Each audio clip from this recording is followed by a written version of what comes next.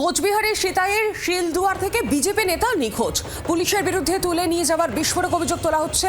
অভিযোগ সেই বিজেপি নেতা স্ত্রীর। বৃহস্পতিবার দুপুর থেকে নিখোঁজ ছিলেন সুকুমার বর্মন।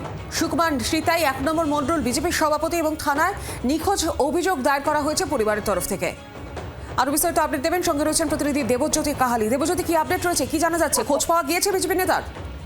দেখো, এখনো পর্যন্ত কিন্তু কোনো খোঁজ পাওয়া যায়নি বিজেপি নেতার। এবং তোমায় জানিয়ে রাখি, গতকাল দুপুর বেলায় কিন্তু সিতাই ব্লকের আদাবাড়ি গ্রাম পঞ্চায়েতের শিলদুয়ার গ্রাম, সেই গ্রামের কিন্তু বিজেপি নেতা সুকুমার বর্মন তিনি কিন্তু দুপুরবেলায় তিনি শিলডাঙ্গা প্রাথমিক বিদ্যালয়ের দিকে যাচ্ছিলেন এবং সেই সময় কিন্তু তার স্ত্রীর যেটা অভিযোগ যে সেই রাস্তায় যাওয়ার সময় কিন্তু হঠাৎ করে পুলিশের গাড়ি কিন্তু এসে তাকে আটকে দেয় এবং তারপর তাকে কিন্তু অপহরণ করে নিয়ে যায়, এমনটাই অভিযোগ করেছেন এই বিজেপি নেতার স্ত্রী।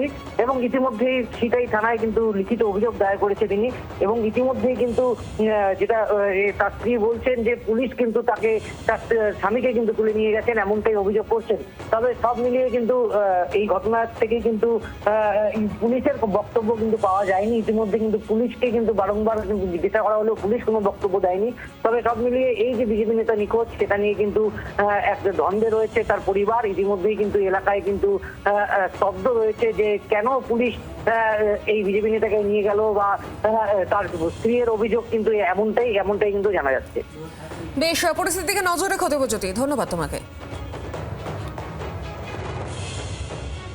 আজকে আপনি সিটি থানায় একটি মিসিং ডায়েরি করলেন, ঠিক কি বিষয়ে এই ডায়েরি? আমার স্বামী তোলা হচ্ছে দেখি। আপনার স্বামীকে তুলছে, কে তুলছে? পুলিশে তুলছে। কখন, কোথায়?